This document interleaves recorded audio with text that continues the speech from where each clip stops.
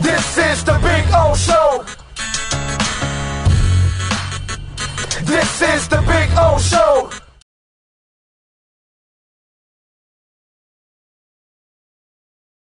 All right, let's do it. Let's talk a little Miami Dolphins and New England Patriots. Remember, our pregame show will start off at 11 a.m. We are live at Walk-Ons in Kendall. So come on out. We got a bunch of prizes we'll be giving away in between quarters, halftime, 2-minute warning, all that good stuff. So make sure you come on out and join us at Walk-Ons in Kendall. All right, let's talk a little Dolphins and Patriots with my man Mike Reiss. And, of course, you can follow him on Twitter at Mike Reiss. You can catch his work at ESPN as he is the ESPN NFL Nation Patriots beat writer. Mr. Reiss, good afternoon, sir. How are you doing? Oh, I am so sorry. You're good, bro. It's not the way we like to roll, but I have to tell you, it's sort of the way the Patriots have been rolling this year. They've been starting a little slow. So I started slow. So you're on Cuban time. We got I got Cuban, background in me, obviously, and there's tons of Cubans here in South Florida, and we're notorious for being late. Yes. So, in other words, you were honoring us today, and I am honored that you honored us. So it was all good, bro. We're used to it here in South Florida. So you're such a pro, and I don't know if the Dolphins, if this is similar to them, but one of the things that the Patriots, they'll adjust their schedule, on a daily. So you going in thinking, okay, Belichick's at 11, practice is at 11:45. So I knew I was clear at 12:30, and then this morning they switch it up and practice is a little later. So I was coming back, right. When I got the text, hey, we're ready for you. And it's like, but it threw me off. You know what I mean? It just threw me off just a little bit. So thanks for rolling with me. No, it's all good, man. Listen, we're digital. That's the beauty. I'm not tied to a station anymore where it's all set times and all that. And that's the beauty of being digital. We can roll. I could go to 1 o'clock. I can go to 1:30. I can go to 2. I go do whatever I want. You know what I mean? It's beautiful freedom. Yeah, 3 years of beautiful freedom, my brother. It is just absolutely awesome. It really is a blessing to be able to go on your own and do this thing. Mike, you've been at this for a long time. You've watched, the Patriots be such a great team for a long time. You've watched the Dolphins kind of be a middling team, average team at best. And I've covered them now for 30. This is my 33rd year of it. This is the first time that I actually think they are now on the track to actually being a great team. Not there yet, but for the first time since Danny, they have a quarterback. Because I've always been a Tua guy. I'm one of those guys. I am part of Tuanon, by the way, Mike Reiss. I am. I've always believed in the kid. I always thought that his injury history is the only thing that scares me. But his anticipatory skills, his accuracy, his ball placement, his IQ is elite. And to me, that's what made Montana, and that's what made Greasy, and that's what made Breeze, and that's what made Peyton Manning, and that's what made Tom Brady, by the way. Because neither one of those two guys, even though they're taller than all those other guys, neither one of those guys were living on their legs or throwing a ball 100 yards, downfield or anything like that. They lived off of that. So I'm wondering, while they're not there yet, they got to go from good to be great. What do you see from an outsider's point of view with the Dolphins? So what I see is a great job putting Tua in a position to succeed. And, look, I'm always relating it back to the team I covered, the Patriots, right? Like, I think there's a playbook. There's a playbook when you draft a young quarterback, how to help him succeed or how to help him fail, right? And so now, look, you might just pick the wrong guy. He might just not have it. Like, that's possible. But I'm a believer in, like, to be honest, I'll use Tom Brady as an example. I think the Patriots had a great program system to bring him along and help him become what he eventually became. And I am a believer, that if he went to another team as a 199th pick in the 2000 draft, that he would not have had the same career that he had. His career might have never got off the ground, quite frankly. He was the fourth quarterback that first year. So you asked me what I see from the Dolphins, and I see a great recovery from where Tua had the rocky start. Wasn't a mesh with the coach, Brian Flores. It wasn't a good fit, right? No support. No support. No support, actually. That's what you were talking about. Correction. Bring in the new coach. Perfect coach for him. Correction personnel-wise. Great job, Chris Greer. Get me a Tyreek Hill. Get me a Jalen Waddle. All right, look, we're going to build this thing. And if he doesn't make it, if Tua doesn't make it, it won't be because of us. And great job by them. That's what I see, to answer the question. Yeah, and what's your thoughts on Mike McDaniel as an offensive mind? Pretty fun guy to watch, huh? So I'm so happy as a fan of the league and a fan of people that someone like that can experience success in the NFL. That's how I feel. Because I think, you think about the NFL and it's got to look a certain way.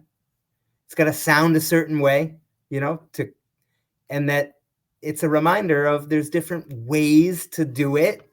And I have to say, I mean, I don't root as a reporter or a journalist, but like, I'm fine saying like, I would like to, it's nice to see someone like that succeed.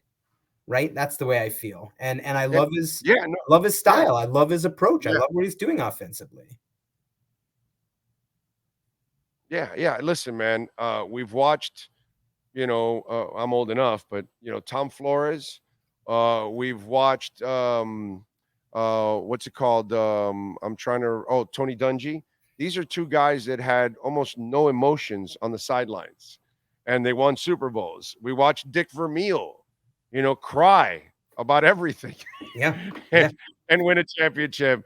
I've seen Don Shula, furious with that chin on fire, and I've watched John Madden and John Gruden act like maniacs on the sidelines.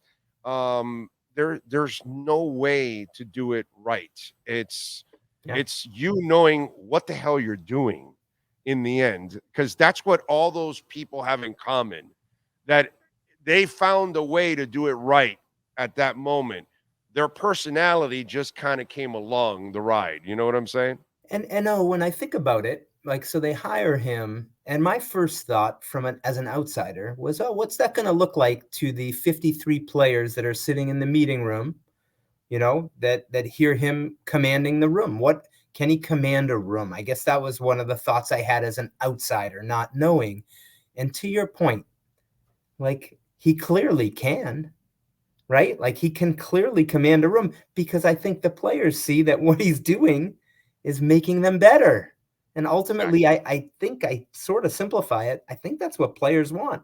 Make me better, which makes us win, which helps me make more money, and we're all happy. Yeah, you and I have been around players long enough. They don't give a shit about all the other stuff on the outside, whether you're a screamer, whether you're a lover, whatever. Dude, are you making me win? Are you making me get my incentives? Am I playing? And that's all they care about in the end, because what you preach has to work. Yeah. And if it doesn't work, then that becomes a problem. So, Mike, let me ask you something. Right now in New England, I'll give you a couple of examples.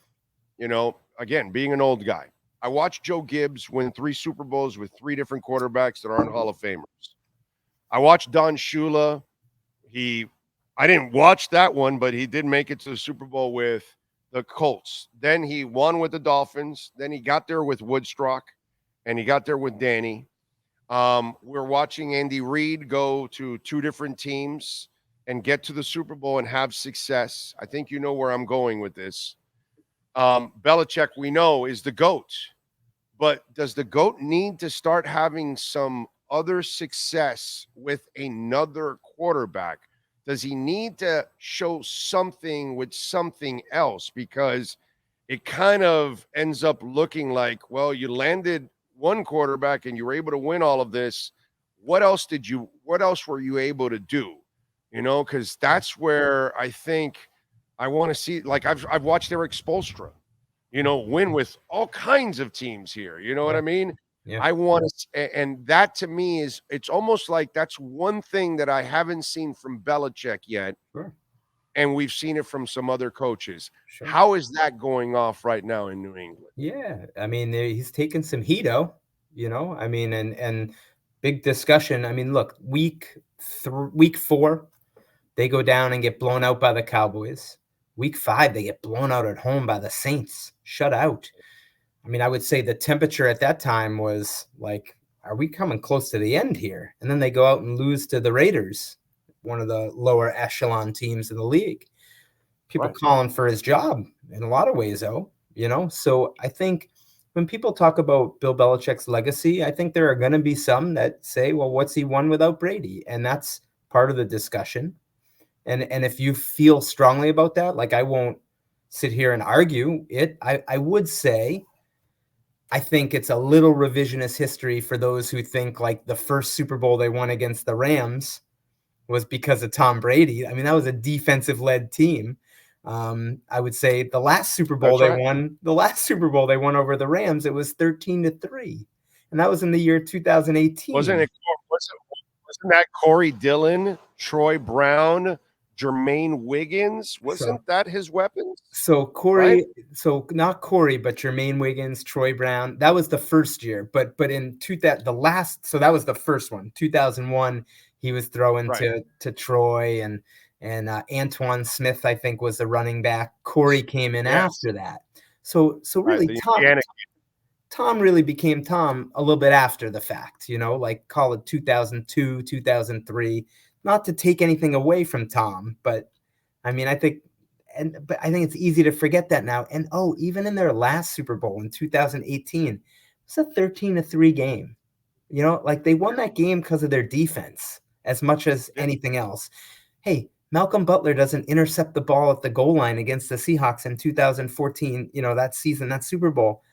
You know what I mean? Like so I look at that one a little bit differently than some, but at the same time, like the bottom line's the bottom line. Like the record with Brady is this, the record without him is this, and you can make that argument. He won in Tampa, and he goes to Tampa and he wins, which I think that's what really magnifies all of this. Sure. If Tom goes to Tampa and doesn't win anything, and Belichick hasn't won anything, then it's kind of like they needed each other. Sure. But then when he goes to Tampa and wins it, and Belichick barely can just make one playoff appearance, it's not a good look. It's not a good look at all. And that's fair. And I think the whole conversation of how they transition post-Tom, that's a fair discussion. What was the plan, right? Like Cam Newton was their quarterback the first year. He didn't join them till July, so they didn't really have a dismount, right? Like from that, they knew it was always going to be hard.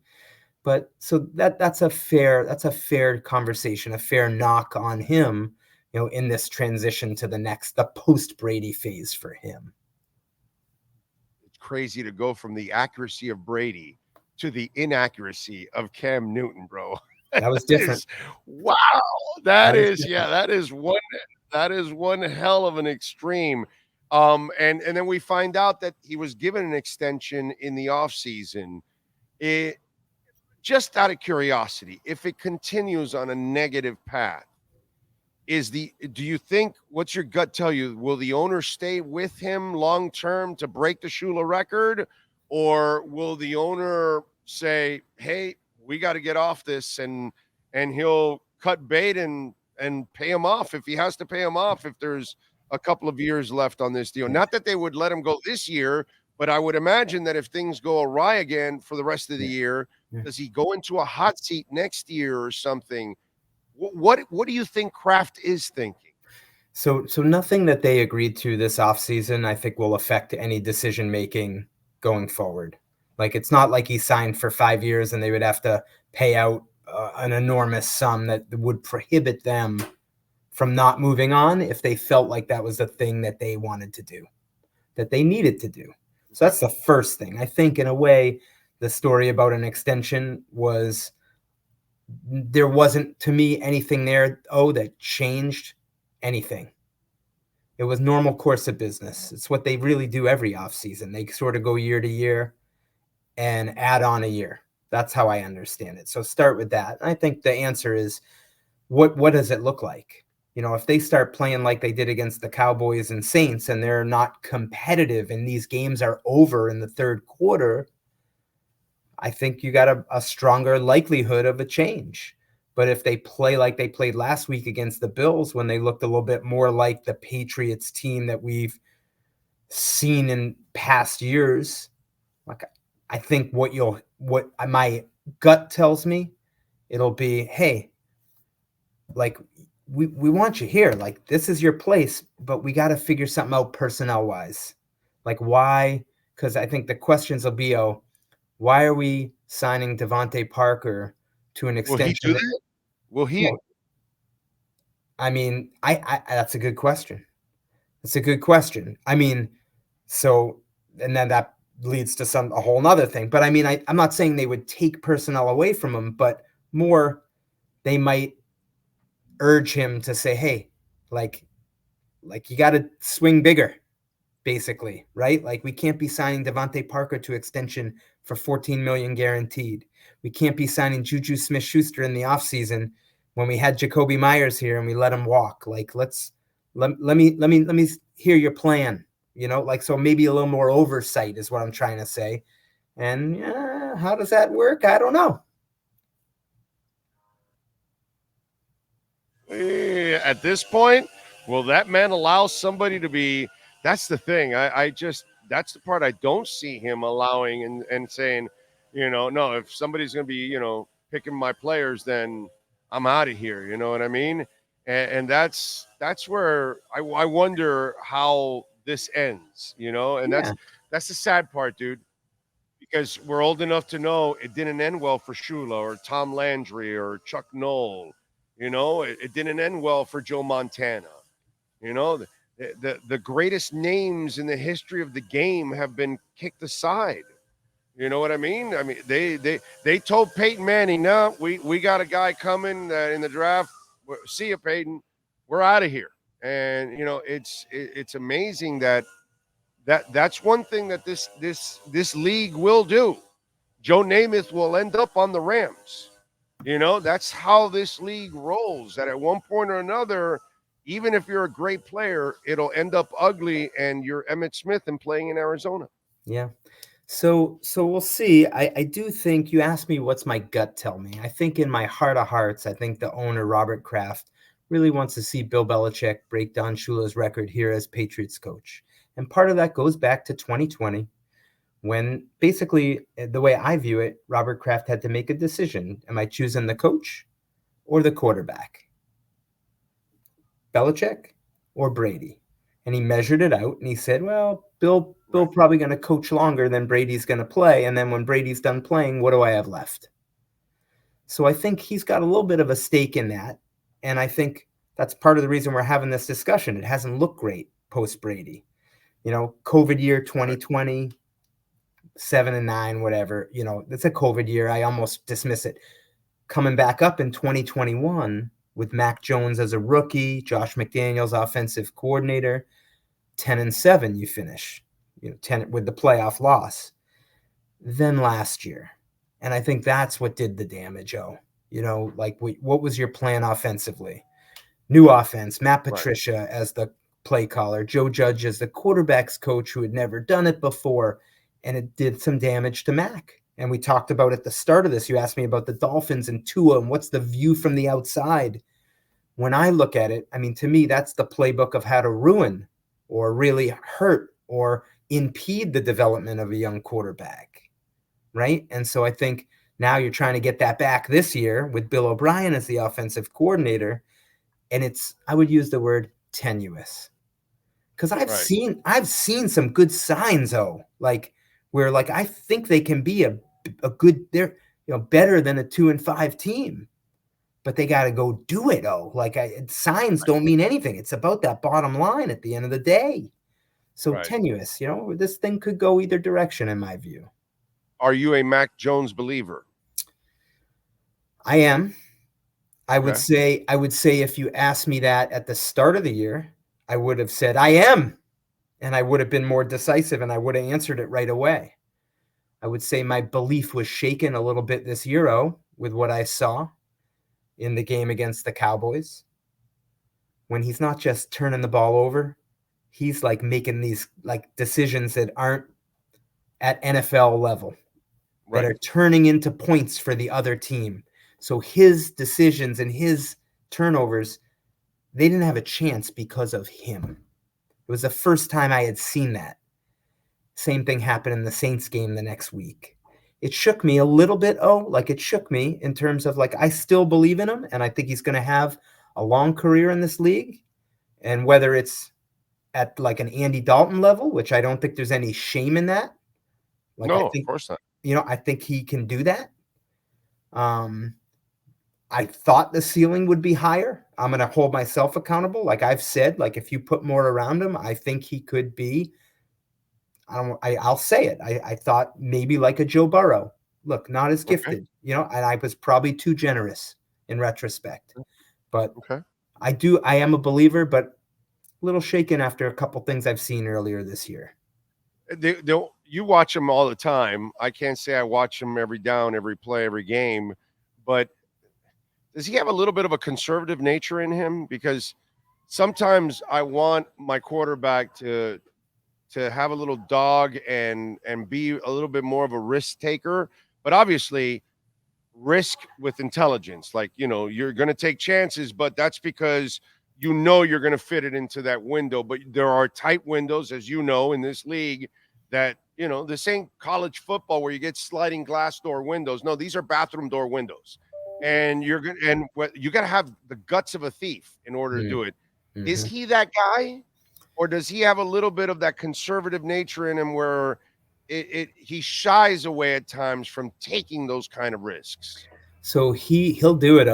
He'll take those risks. And to be honest, that's part of what gets him in trouble sometimes. Like it's calculated, right? It's knowing when to do it. And what I would say about Mac is he's a good kid who wants to do the right thing and he's really smart. And I think because of that, sometimes like it's so polished, it's so buttoned up, and it's so sometimes programmed that you almost want to see like what's inside, just let your heart, give me your heart, lead with your heart, And I think part of it is he's 25, he's a young kid, and he wants to do the right thing and he knows the right thing and he just hasn't had enough results to feel comfortable doing that, and this is more me talking from a media perspective. You come in after a game against the Cowboys and the Saints where the team basically lost because of what you did. Bang that podium. I am so disappointed in myself to let the team down. And I'm so disappointed in what for the fans, and I'm going to bust my tail to turn this thing around, like you almost want to just see that real moment. Right. And I think to me, that's where I'm at on it. Will it get to that point? Because it's all, in my view, coming from a good place with him, like good person, wants to do the right thing, knows the right thing to do. But sometimes this, for me, this story stinks, I got to tear it down. I'm going to write it over again, let it out, Right. Yeah. No, I totally understand. Mike, they're asking on the chat board, and it's kind of an unfair question to any coach in the history of time that's had success with one person. How many titles does Belichick win without Brady if he doesn't end up with Brady? And we're 20 years later. We're in 2023. You and I are having this conversation. Does he end up with any titles? That's a tough one. I mean, I'd say he's got the 6. I mean, it's definitely on one hand. I'll give him 1 or 2.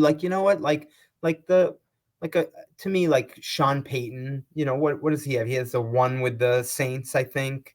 Yeah. Like something like that, you know. Because you described the first championship the way you described it, which is beautiful the way you described it.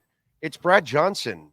It's Trent Dilfer winning the championship. It's That's right. Ben Roethlisberger, his first year, where kid, just facilitate. Don't F it up for us. Yeah. We'll do the rest. Yeah. And you're right, actually. If you really look at it, it wasn't like Brady carried them in that first Super Bowl. It wasn't that Ben Roethlisberger carried them in that Super Bowl. It wasn't like, well, Trent Dilfer actually had to make a couple of throws, but still, Yeah. it was that defense in the running game that carried them, overall. Brad Johnson, actually, I think Brad Johnson sometimes gets a bad rap.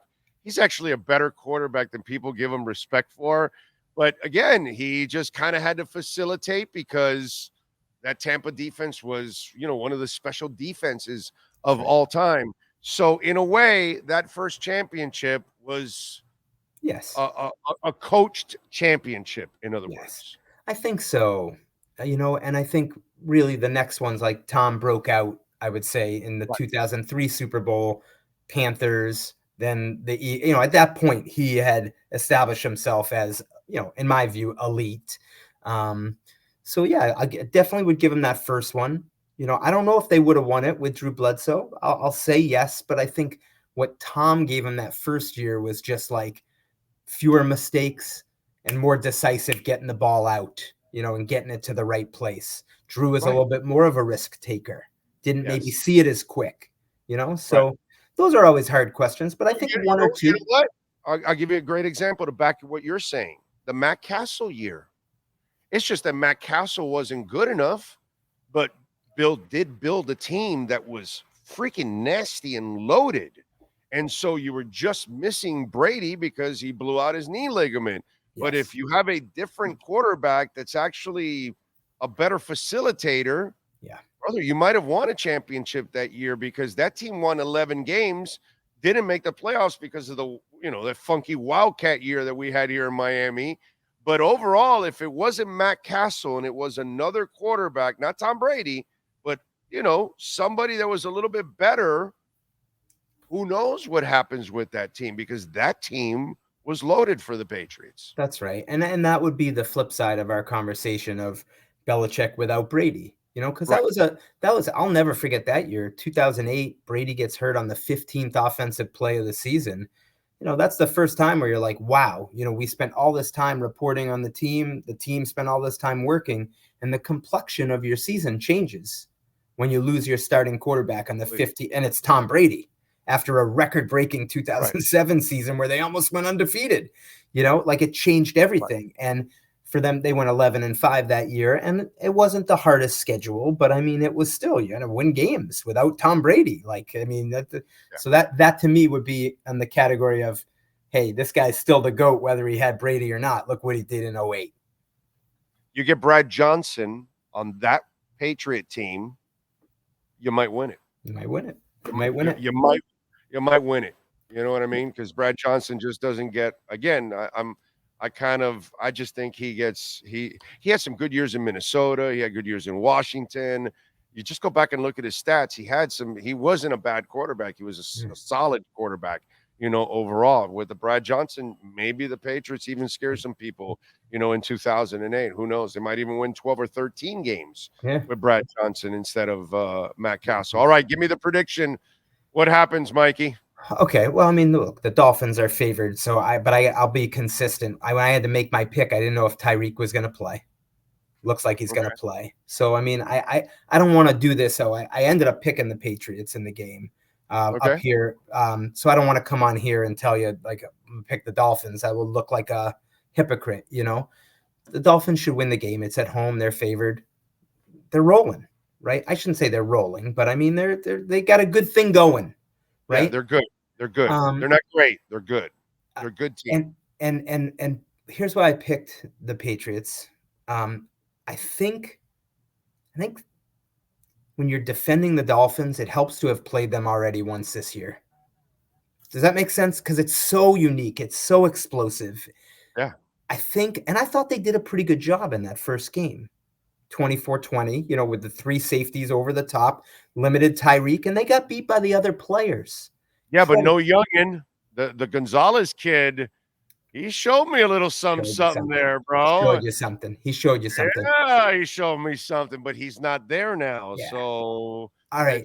JC did not have the best day against Tyreek last That's time right. around. That's right. So, I ended up picking the Patriots, so I'm just going to stay consistent. I picked them. Do I really believe it, Like, it's hard for me to do. They make me pick it like early in the week here on Tuesday. It's like the hardest thing. And then I get pinned down on the pick. I get stuck with it.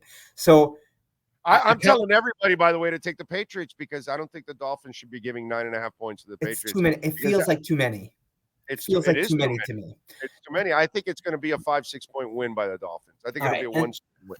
I won't argue with you. I think it's great. I mean, I think I did Patriots 24-20. So we're right in the same wheelhouse in terms of the closeness of the game. Yeah. Turnover is going to be the key. I mean, the Patriots, they're -7 on the turnover differential. They only been plus in one game this year, which is so unlike them.